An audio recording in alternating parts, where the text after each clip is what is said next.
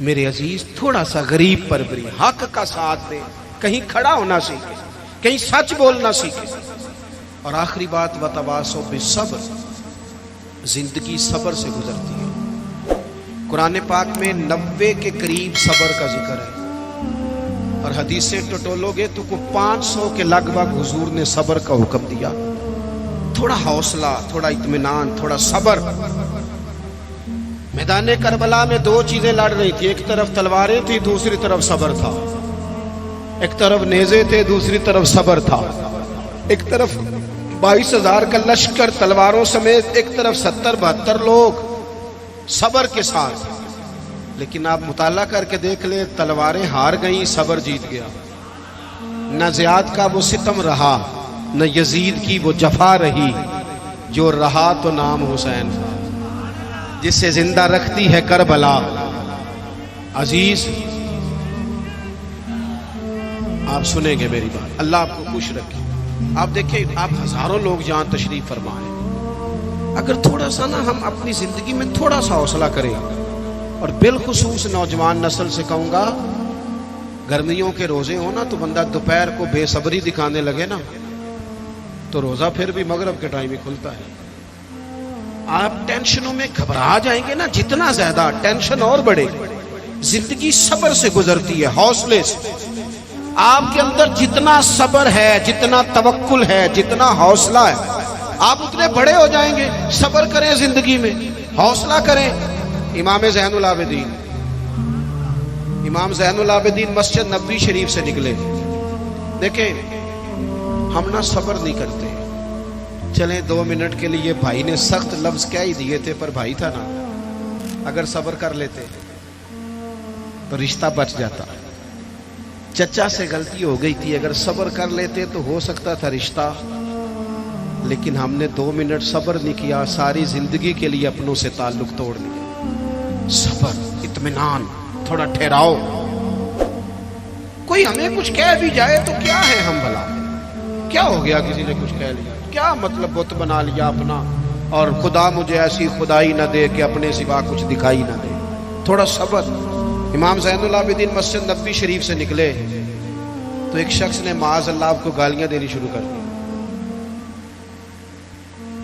اینٹ کا جواب پتھر سے بھی دیا جا سکتا ہے، لیکن کچھ لوگ نا لوگوں کو اپنے صبر میں غرق کر دیتے ہیں۔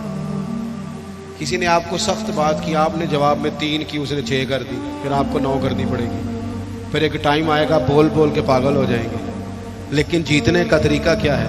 اس نے ایک بات کی، آپ چپ ہیں، میری طرف دیکھیں یار، بیٹھ جائیں۔ جیتنے کا طریقہ کیا ہے؟ اس نے ایک بات کی، آپ چپ ہیں، اس نے 3 کی، آپ چپ ہیں، اس نے 6 کی، آپ چپ ہیں۔ پھر پتہ بندہ کیا کہتا ہے؟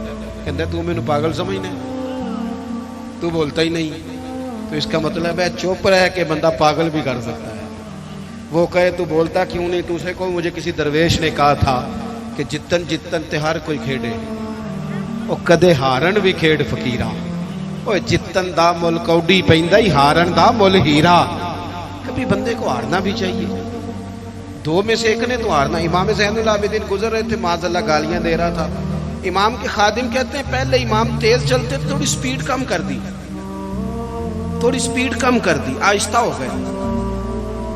ابو بختہ جا رہا ہے، امام صاحب چپ ہیں، تسبیح پڑھ رہے ہیں، چپ کر کے گزر رہے ہیں۔ ویسے بھی ہر بندے کی اوقات نہیں ہوتی کہ اسے جواب دیا جائے، ہر بندے کی حیثیت نہیں ہوتی کہ بندہ وَإِذَا خَاطَبَهُمُ الْجَاهِلُونَ قَالُوا سَلَامًا۔ رب کہتا ہے جب جاہلوں سے ملو تو سلام کر کے گزر جاتے ہیں، مومن کی شان ہے، بحث نہیں کرتے۔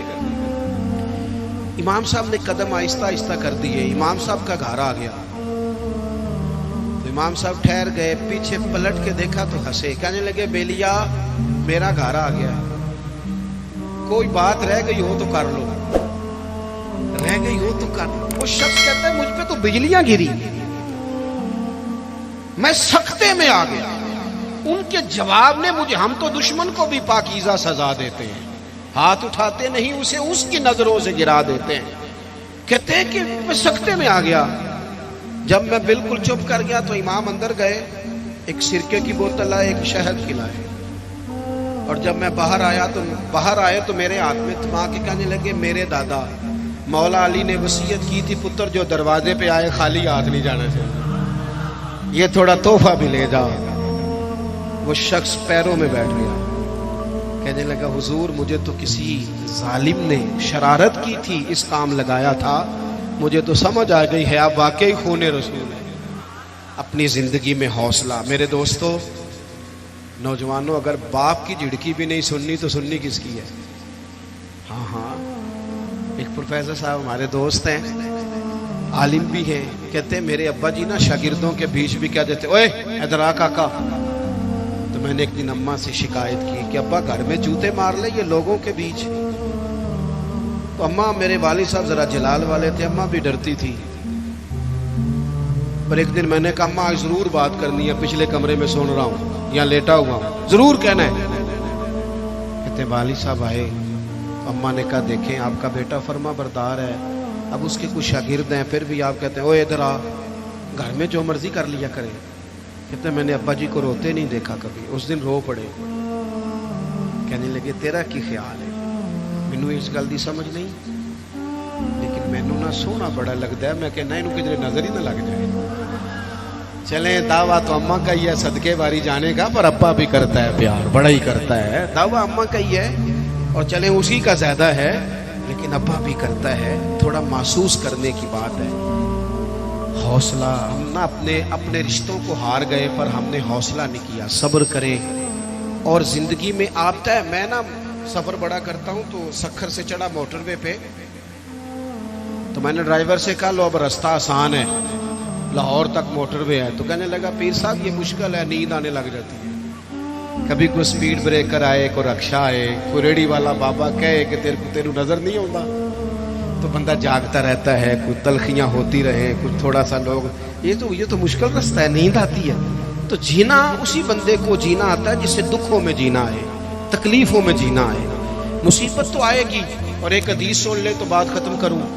میرے نبی پاک علیہ السلام نے فرمایا اللہ کسی بندے کا درجہ بلند کرنا چاہتا ہے، لیکن اس بندے کے عمل اس طرح کے نہیں ہوتے، پھر اللہ اسے کسی تکلیف میں مبتلا کرتا ہے، وہ صبر کرتا ہے، اللہ درجے بلند کر دیتا ہے۔